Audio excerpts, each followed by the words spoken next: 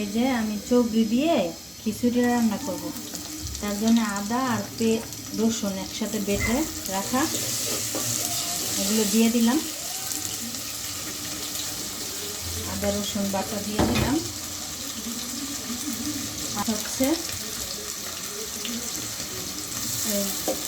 জিরা আর ধনিয়া বাটা, পরিমাণ মতো হলুদ গুঁড়ো, মরিচ গুঁড়ো, ভালো করে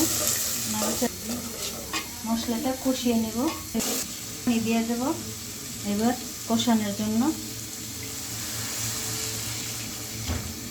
ঢাকা চাপা দেব।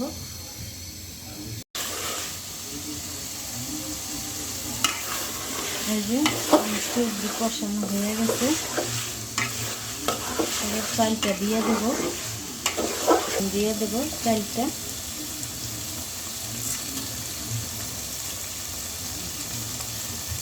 এই যে চালটা দিয়ে দিচ্ছি, এবার ভালো করে নাড়াচাড়া করে তারপর হচ্ছে পানি দিয়ে দেবো। নিচে পোড়া লাগলে গন্ধ আসবে, তার জন্য বারবার একটু নাড়াচাড়া করে। চালটা পোড়া লেগে যাচ্ছে, এবার পানি দিয়ে দেবো। বিসমিল্লাহ। আমি খিচুড়িটা নরম করব, পাতলা, এই জন্য একটু পানিটা বেশি দেব।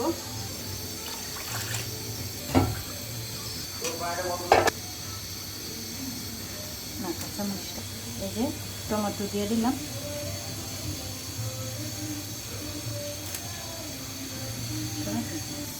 এই যে ঢাকা চাপা দেব। এখন বলক হওয়ার পর্যন্ত অপেক্ষা করব। শেষ, এই যে নামিয়ে ফেলবো। এখন চবড়ি দিয়ে আমার খিচুড়ি রান্না শেষ, এখন নামিয়ে ফেলবো।